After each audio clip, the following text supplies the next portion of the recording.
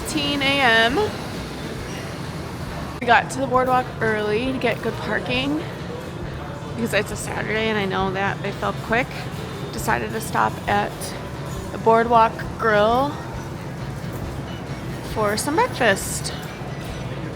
Okay, so the boardwalk itself opened at 9, like the gates and stuff open, but in the stores and like some of the restaurants and stuff, but like the rides and everything like that don't open until 11. So we're just gonna kind of walk around and see like what we can do after we eat and stuff. But yeah, I think mostly everything opens at 11, but like the boardwalk itself opens at 9 and you can like go down to the beach and stuff.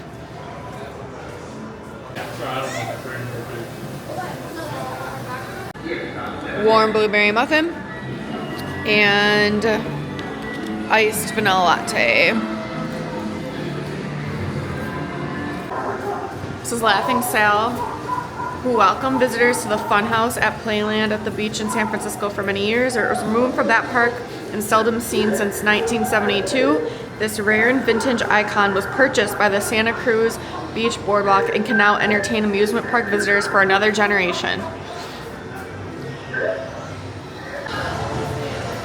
There's like arcade games and the indoor mini golf is open right now too. The indoor mini golf place here is awesome.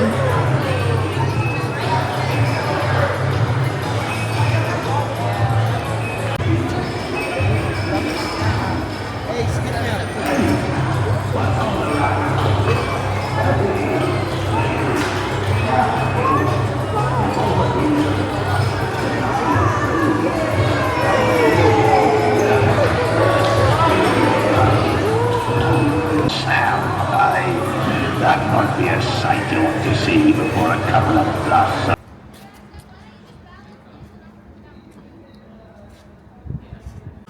This is so cute. It's like a little giant dipper replica. And then they got the little animals going down. Just browsing around the stores. If it was warmer, I would get one of these shirts. Honestly, they're so cute.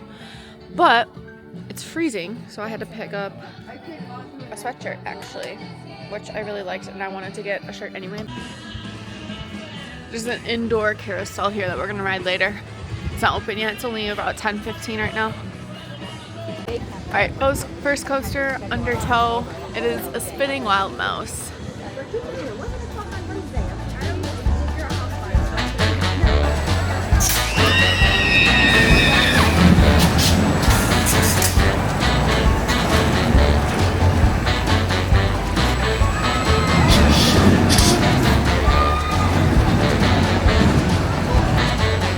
Giant Dipper. This is like their main coaster attraction. This is going to be tied for the oldest coaster I've ever been on with a coaster at Dorney Park. There is to it.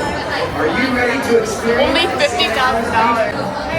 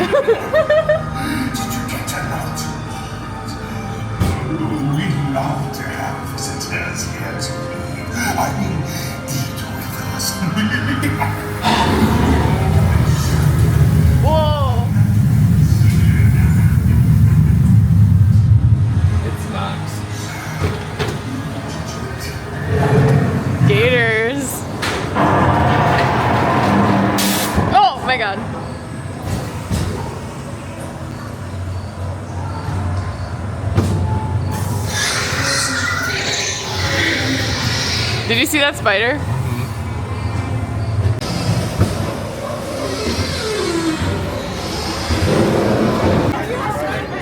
That was so fun. Sorry.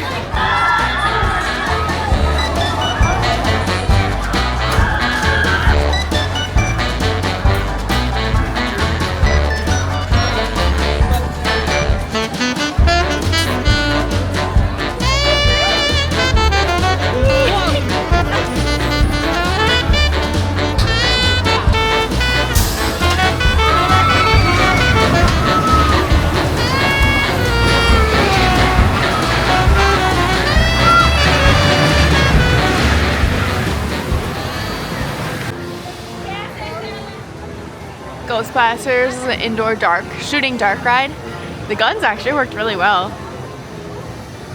So it was kind of cool too because there were different colors and each color was with a different amount of points.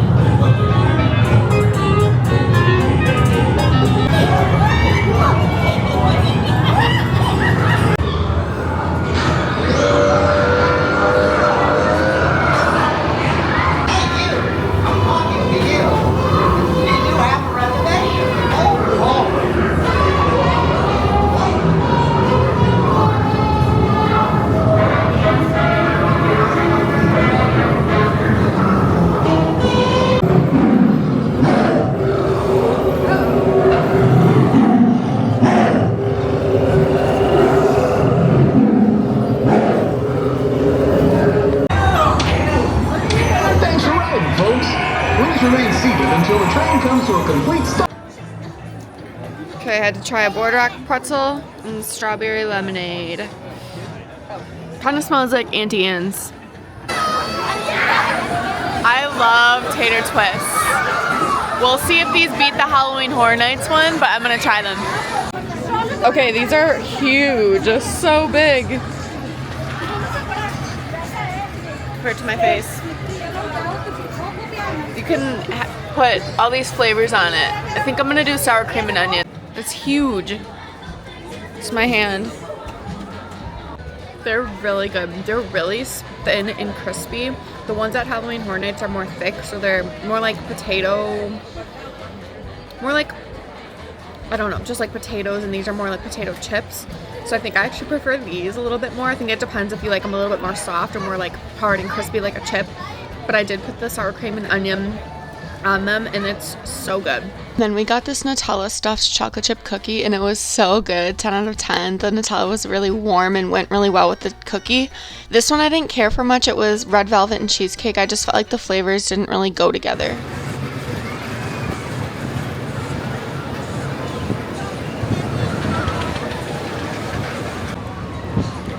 So yeah, Little Dipper was really fun. I really enjoyed it. It was way smoother than a lot of newer wooden coasters I've been on. And yeah, it's tied for the oldest coaster I've ever been on. It's 101 years old. I've been on one other coaster from the same exact year at Dorney Park called Firehawk, I believe it was. But yeah, it was very fun. I think I'm gonna do it again later on. I really liked before the lift hill, there was a whole like indoor section in like the pitch black. It was a very fun part of the coaster, and there's a lot of bunny hills, and bunny hills are probably my favorite coaster element, so it was just a really fun time. I've actually really enjoyed the rides here, and there's actually a lot more rides here than I thought. There's a whole, make sure you, if you come here, you go, there's a like a bottom level. There's a top level, a ground level, and like a bottom level. And there's a lot of good rides in the bottom level and the top level too. So make sure you go to all three levels because you will miss out on some rides if you don't. And a lot of the good like dark rides I went on were on the bottom level.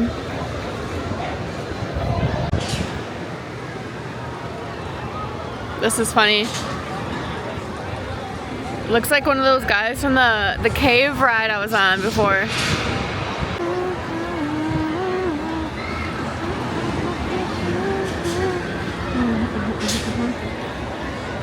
But yeah, Wave Rider was really smooth. It wasn't like super thrilling or anything, but it was just like a really smooth and fun ride, good like family ride. And that first drop was kind of like a curved drop, like a twisty drop, and I was not expecting that on the spinning wild mouse. So I really liked that too. I didn't really get a chance to talk about that. All right, I'm not gonna lie, I was actually kind of terrified during that. It was really high up. The Loop Carousel.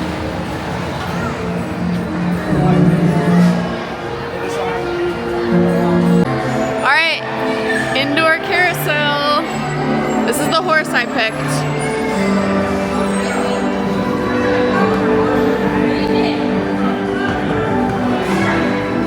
All right, so this carousel is cool because if you're on the outside, there's like something where you can grab rings, and it's like kind of like a game. Oh, there's me.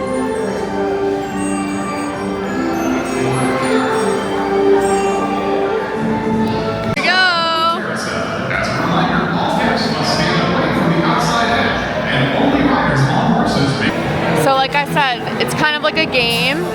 So here's the rings you can reach. Oh, she got one. I got one. So you can get the rings. Oh, hi, Cloud. Okay, you're supposed to throw the rings into the clown's mouth once you get them.